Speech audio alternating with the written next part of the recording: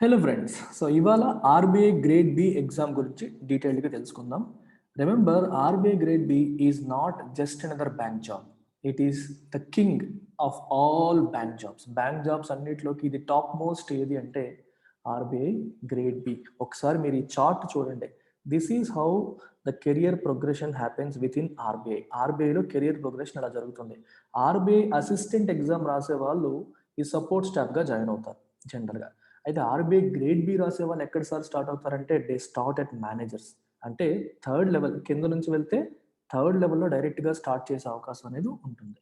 అయితే గొప్పతనం ఏంటంటే ఆర్బీఐ మేనేజర్గా మీరు జాయిన్ అయ్యి గ్రేడ్ బి రాసి మేనేజర్గా జాయిన్ అయితే ఎంత వరకు వెళ్ళొచ్చు కెరియర్లో అంటే you can go up to deputy governor. RBI grade B ఆఫీసర్గా జాయిన్ అయ్యి డెప్యూటీ గవర్నర్ వరకు వెళ్ళొచ్చు. అందరూ వెళ్తారా? అఫ్ కోర్స్ అందరూ వెళ్ళలేరు. ఎక్స్ట్రాడినరీ ఎబిలిటీ ఉన్నవాళ్ళు, మంచిగా పర్ఫామ్ చేసేవాళ్ళు ఇంటర్నల్గా at least they have an option to go up to this level. Governor అయ్యే అవకాశం ఉందా అంటే లేదు. ఎందుకంటే governor is someone chosen from out side. జనరల్గా బయట నుంచి తీసుకుంటారు. ఒక ఎమినెంట్ పర్సనాలిటీని ఆర్బీఐ గవర్నర్గా తీసుకుంటారు. డెప్యూటీ గవర్నర్లు ఇంటర్నల్గా కూడా ప్రమోట్ అవుతూ వస్తూ ఉంటారనమాట.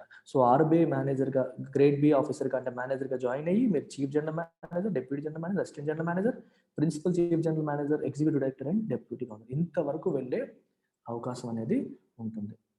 And being an RBI grade B officer, RBI manager, you will take part in monetary policy కమిటీకి వెనకాల వర్క్ మీరు చేస్తారు.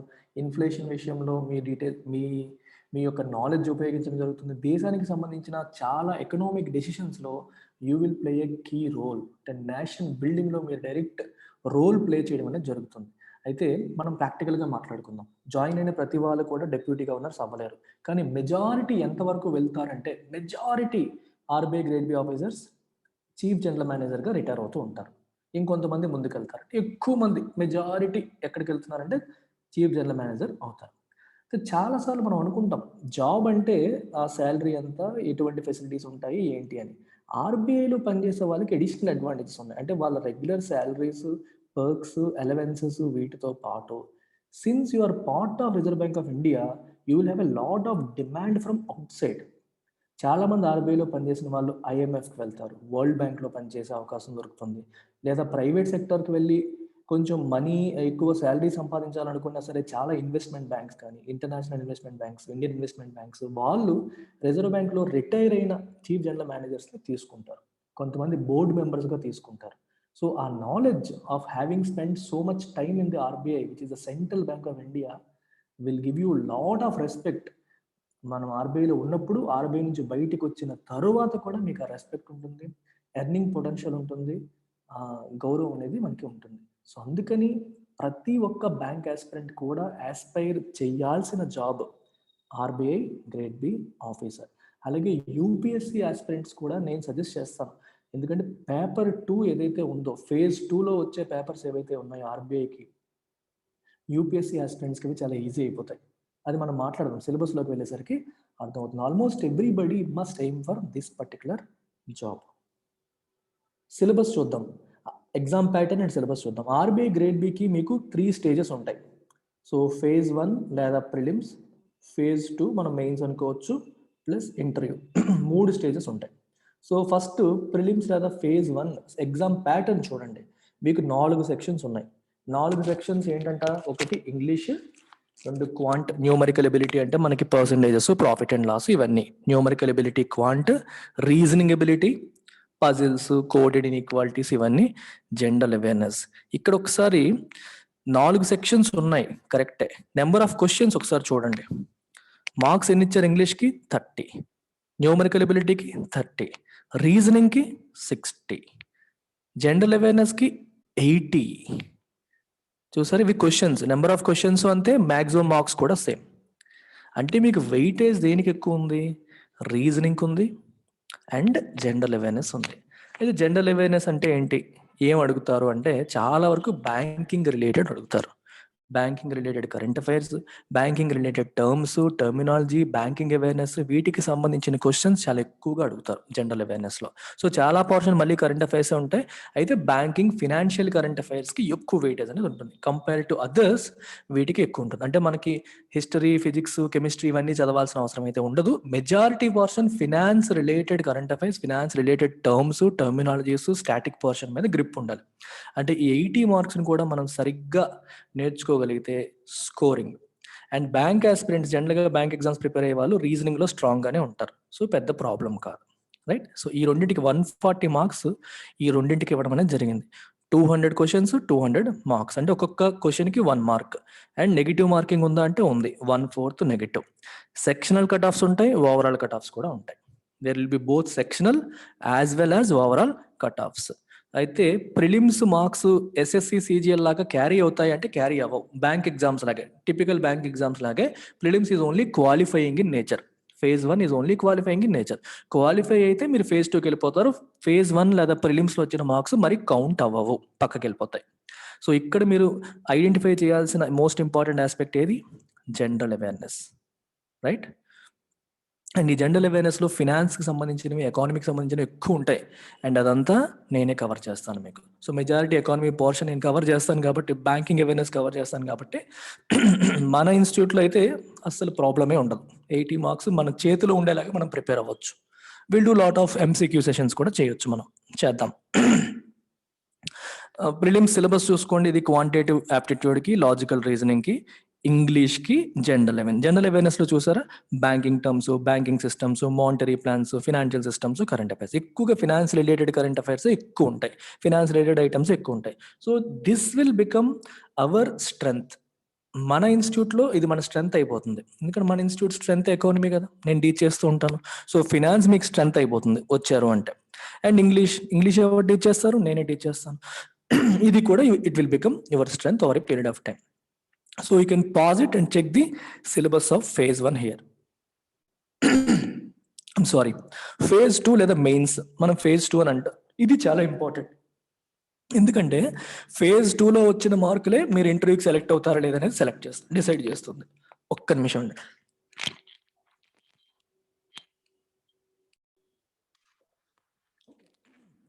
phase 2 చూడండి. phase 2లో మీకు ఎన్ని సెక్షన్స్ ఉన్నాయంటే 3 సెక్షన్స్ ఉన్నాయి.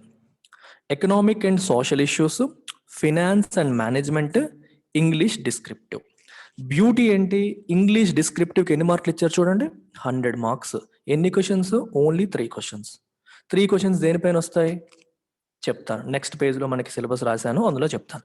ఈ బేసిక్గా ఈ 3 క్వశ్చన్స్ రీడింగ్ కాంప్రహెన్షన్ పైన, precis writing and also essay writing. ఒక ఎస్ఏ, ఒక ప్రెస్సీ అండ్ ఒక ఆర్సీ. ప్రెస్సీ అంటే సమ్మరీ రాయాలి, ఇచ్చిన ప్యాసేజ్ చూసి దాన్ని సమ్మరైజ్ చేయడం, దాని మీనింగ్ చెడగొట్టకుండా సమ్మరైజ్ చేయడం, తక్కువ వర్డ్స్లో రాయడం ప్రెస్సీ రైటింగ్ అంటాం. సో సమ్మరైజ్ చేసే ఎబిలిటీ రావాలి. రీడింగ్ కాంప్రహెన్షన్ మనకు తెలిసిందే, ఎస్ఏ రైటింగ్. సో ఈ 3 స్కిల్స్ చెక్ చేస్తారు. అండ్ 100కి 80+ మార్క్స్ తెచ్చుకునే అవకాశం కూడా ఉంది. సో చాలా చాలా ఈజీ పోర్షన్. అంటే ఇంగ్లీష్ మీకు డిఫికల్ట్ అయితే స్లోగా ప్రాక్టీస్ చేసి ఎడిటోరియల్స్ రోజు చదివి మీరు పికప్ చేసేయచ్చు. ఇది స్కోరింగ్, దీన్ని నెగ్లెక్ట్ చేయకూడదు. Single subject only 3 questions, 100 marks, అస్సలు నెగ్లెక్ట్ చేయకూడదు. అయితే ఎక్కువ మంది భయపడేది ఎక్కడంటే ఈ రెండింటికి.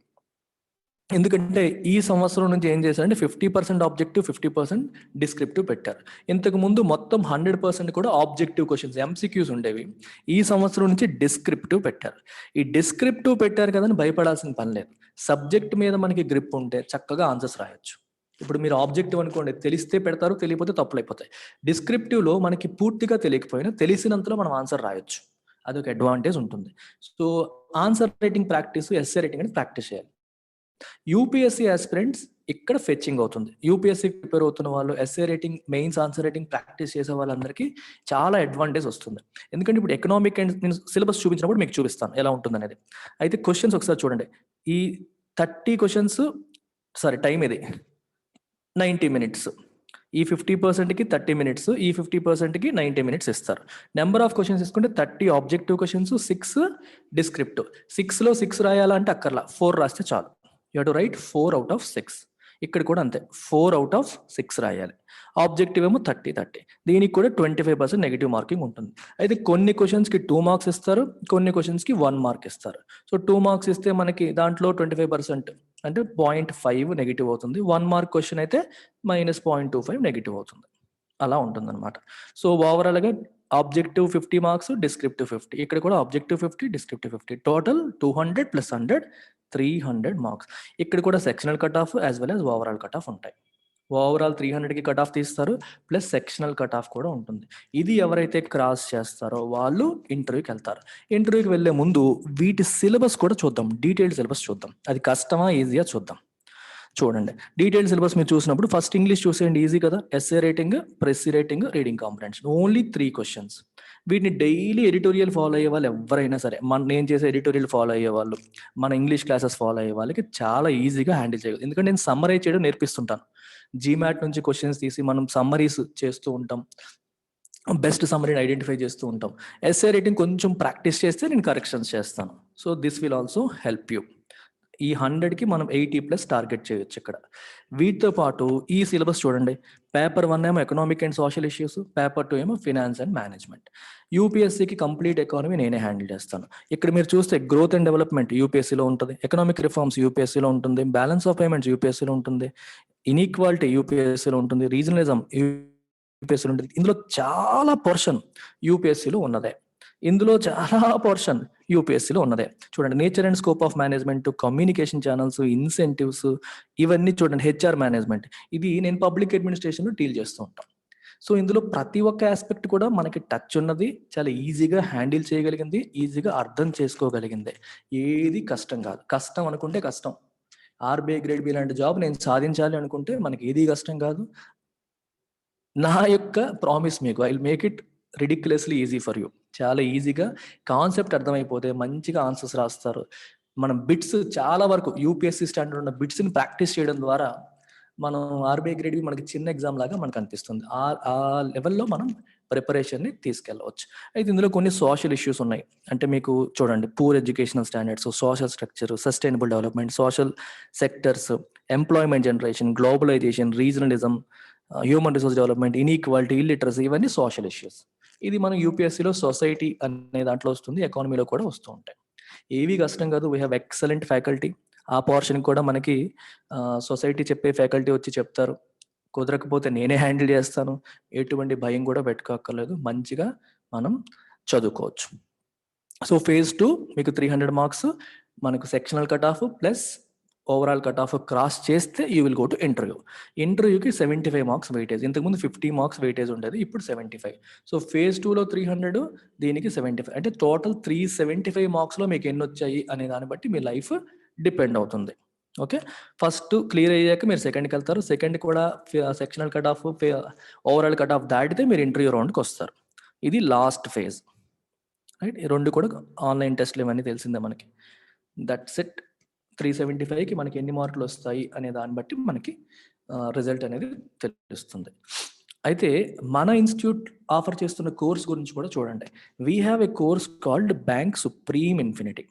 ఈ కోర్సులో ఉన్న బ్యూటీ ఏంటంటే ఆర్బీఐ గ్రేడ్ బి ఒక్కటే కాదు, ఈ course combo course. RBI grade బితో పాటు you will have SEBI grade A, NABARD grade A. అర్థమవుతుందా? 3 ప్రీమియం బ్యాంకింగ్ కోర్సెస్ ఇవి, 3 ప్రీమియం బ్యాంకింగ్ జాబ్స్. ఈ మూడింటికి కూడా మీకు ఫ్రీ యాక్సెస్ ఉంటుంది అండ్ లైఫ్ టైం వ్యాలిడిటీతో పాటు. వీటితో పాటు ఆబ్వియస్గా bank PO and clerk, SSC CGL. అంటే 1 single course and it covers 5 jobs.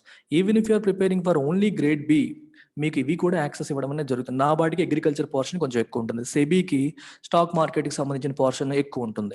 ఆ కొంచెం పోర్షన్ మనం చదివేస్తే ఈ నోటిఫికేషన్ వచ్చినప్పుడు కూడా వదలక్కర్లేదు. చాలా పోర్షన్ కామన్ సిలబస్ ఉంటుంది అండ్ ఎక్స్ట్రా పోర్షన్ కోసం మళ్ళీ దానికి సెపరేట్గా కోర్సులో జాయిన్ అవ్వకుండా దీంట్లోనే మనం చక్కగా కంటిన్యూ అయిపోవచ్చు. So this is the beauty of bank supreme infinity. మీరు ఆర్బీఐ గ్రేడ్ బి సిలబస్ చూసారు, ప్రిలిమ్స్లో ఆబ్జెక్టివ్, కానీ మెయిన్స్కి వచ్చేసరికి చాలా వరకు యూపీఎస్సీ కైండ్ ఆఫ్ టాపిక్స్ ఉన్నాయి విత్ డిస్క్రిప్టివ్ అనాలిసిస్ అనేది కూడా అవసరం. జనరల్గా ఇలాంటిది వచ్చినప్పుడు కోర్స్ ఫీజు పెరిగిపోతుంది. యూపీఎస్సీ ఫీజులు మీకు తెలిసినవి ఎలా ఉంటాయి, but still here we're offering at just 10,000 rupees. Special fee ఇది, with live and recorded option ఉంటుంది, but only till 30th June. Trust me 30th June దాటిపోయాక 1st జూలై నుంచి 15,000 లోపు ఈ కోర్సు ఉండదు. సో ఓన్లీ 30th జూన్లో లోపు జాయిన్ అయ్యే వాళ్ళకి మాత్రం ఈ స్పెషల్ ఫీ అనేది ఉంటుంది. ఒకేసారి 10,000 కట్టి మీరు జాయిన్ అవ్వచ్చు. ఇన్స్టాల్మెంట్స్ కట్టి జాయిన్ అవ్వచ్చు. అప్పుడు పెరుగుతుంది ఫీజు. 10,000 కాస్త 12,000 అవుతుంది. కాంటాక్ట్ నెంబర్ వచ్చేసి ఈ నెంబర్, భారతి మేడం. ఈ నెంబర్కి కాల్ చేసి మీరు బిఫోర్ 30th జూన్ జాయిన్ అవ్వగలిగితే జస్ట్ 10,000కి 5 exams with lifetime validity. మీకు ఇందులో మార్కులు చూడండి, ఎవరు చెప్తారనే భయం చాలా ఉంటుంది. ఈ పేపర్ ఫేజ్ 2లో 100% నేనే కదా చెప్తాను. ఈ పోర్షన్ ఇంగ్లీష్, ఇందులో 90% of the portion is covered by me. Phase 2 paper 1 and paper 2లో 90% ప్లస్ నేనే కవర్ చేస్తాను. 100% అని చెప్పుండొచ్చు, నాకు కొంచెం బిజీ అయితే అట్లీస్ట్ ఈ సోషల్ ఇష్యూస్ వరకు మనకి మంచి ఫ్యాకల్టీ ఉన్నారు, ఆ ఫ్యాకల్టీతో నేను చెప్పిద్దామని అనుకుంటున్నాను. కుదరలేదు అనుకోండి, అది కూడా నేనే చెప్పేస్తాను. కానీ మీకు నేను చెప్తాను 90% వరకు సిలబస్, మెజారిటీ సిలబస్ నేను కవర్ చేస్తాను. అలాగే మీకు ఇక్కడ చూసుకోండి, జనరల్ అవేర్నెస్లో కూడా చాలా వరకు కూడా మనం డీటెయిల్డ్గా వెళ్తాం. డీటెయిల్డ్గా వెళ్ళడం వల్ల ప్రిలిమ్స్లో కూడా ఎక్కువ స్కోర్ వచ్చే అవకాశం అనేది ఉంటుంది. బికాజ్ నేను కవర్ చేసేటప్పుడే ప్రతిదీ సబ్జెక్ట్ని చాలా నీట్గా, అందంగా, డీటెయిల్డ్గా చెప్పడం వల్ల you will have lot of coverage even in this. So this is the number, do call this number and think about it. ఒకవేళ ఇక్కడ జాయిన్ అవ్వకపోయినా seriously consider this particular beautiful job called RBI Grade B. Thank you. Bye-bye.